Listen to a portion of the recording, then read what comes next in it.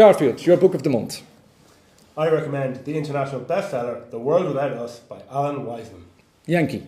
I recommend Egonomics, What Makes Ego Our Greatest Asset or Most Expensive Liability by David Markham and Stephen Smith. Dirk. I recommend Followership, How Followers Are Creating Change and Changing Leaders by Barbara Kellerman. Adon. I recommend Crush It! Why Now is the Time to Cash In on Your Passion by Gary Vaynerchuk. Bar.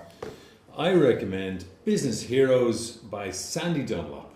And I recommend Generation Einstein, and by the life of me, I don't know who the author is, but I will look it up for you. Okay, let's have a discussion. Which book captures the imagination? Anybody wants to start?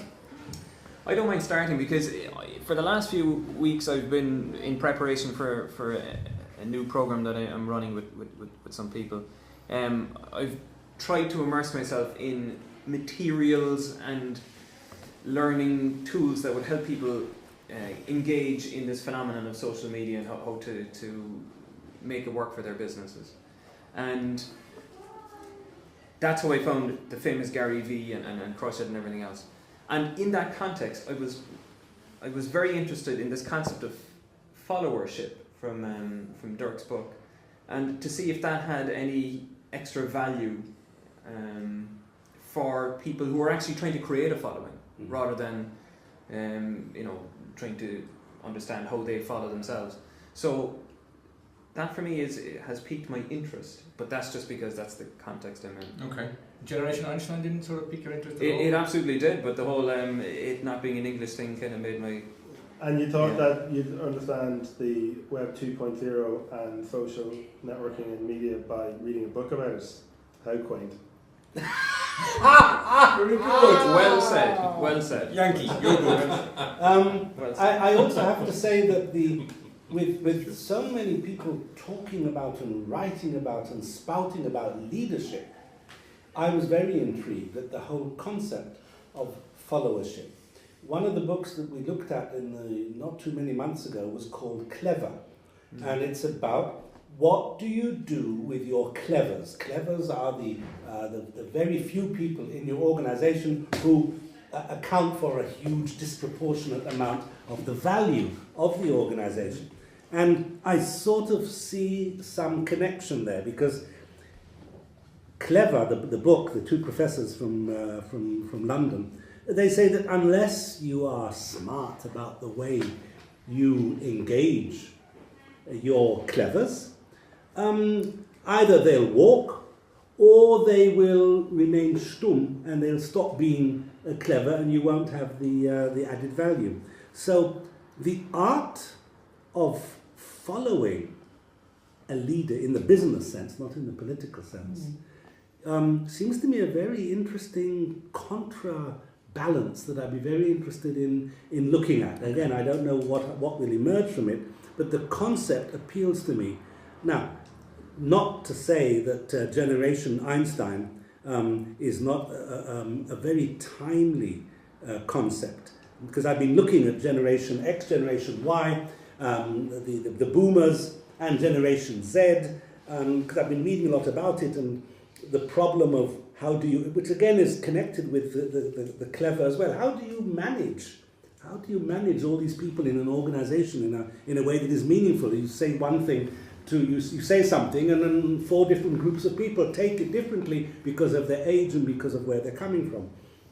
So the idea of Generation Einstein appeals to me as a concept that I think, if the book was available in English, would probably become the alternative phrase to Generation Y. What you're saying is it could win if it was in English. Is that what you're saying? I'm just saying I wish it was in English so that we could engage with it. Can I ask Garfield, who is dying to win this competition on picking the best book for this month, which book are you going to pick, Garfield? Out of naked self-interest, I am picking The World Without Us. Because? The opportunity to get some perspective. So if you compare it to all the other books, you think this is the one that you should... I think the Web 2.0 stuff, I think the ergo economics, I think the followership, they're all good ideas. They will be replaced in 5 years, 10 years. I think Business Heroes has probably a foot much further into the past and will therefore last longer into the future. But I think The World Without Us is a remarkable perspective. Bar. Your book. And I'm not allowed to choose books I can't understand and on the basis of the pictures.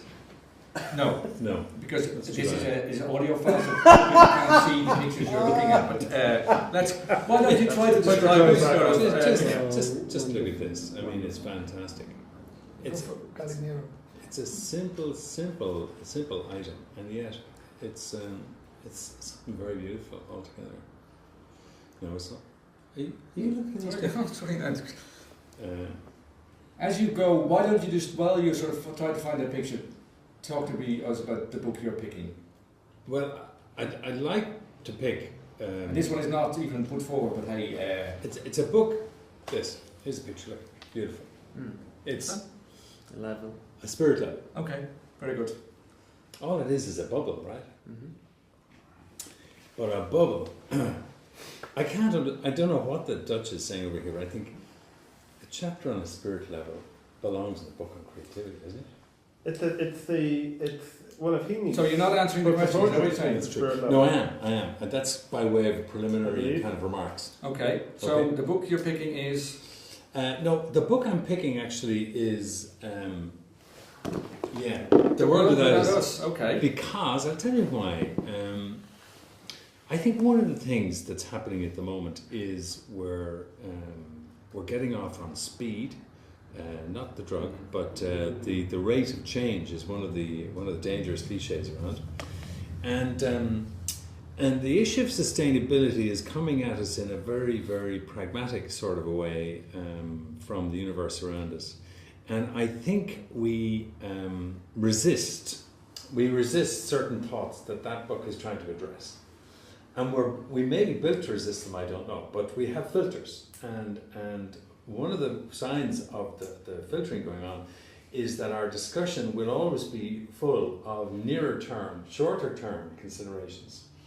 And we will be somewhat frightened by the grim perspective that book uses.